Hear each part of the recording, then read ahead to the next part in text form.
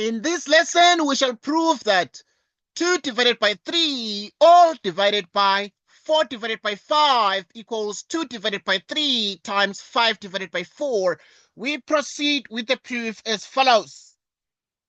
Now we still have this particular equation as given, and we want to prove this to be true. So we start with the question. So we've been given 2/3, right? So we have 2 divided by 3, and it is moreover divided by 4 divided by 5. And so what do we then do with this? So this equals 2 divided by 3, all divided by 4 divided by 5. We actually therefore simplify this. Now, to simplify this, we multiply the denominator by the reciprocal of 4 divided by 5. The reciprocal of 4 divided by 5 is actually 5 divided by 4.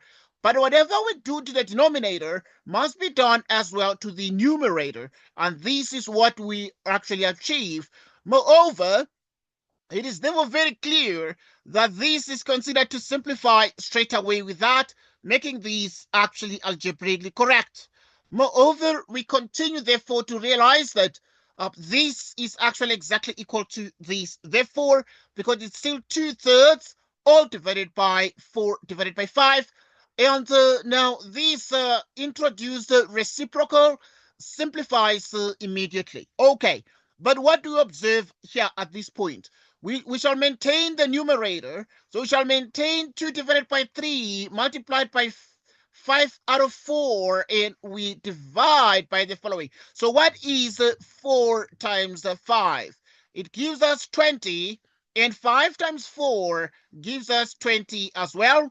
And we have 2/3 multiplied by 5 quarters, all divided by, and so 20 divided by 20 is actually exactly 1, and this is 2 divided by 3 times 5 divided by 4, and we've been therefore able to prove that 2 divided by 3 all divided by 4 divided by 5 equals 2 divided by 3 times 5 divided by 4, and this rule has specific names, and sometimes it is called the kip, right? It is called the kip change, flip rule, right? Some people call it the kip change flip rule. In other words, right? So when we are actually dealing with this, we keep the 2/3, we keep it. We change the division to multiplication, and we flip the 4 divided by 5 to 5 divided by 4.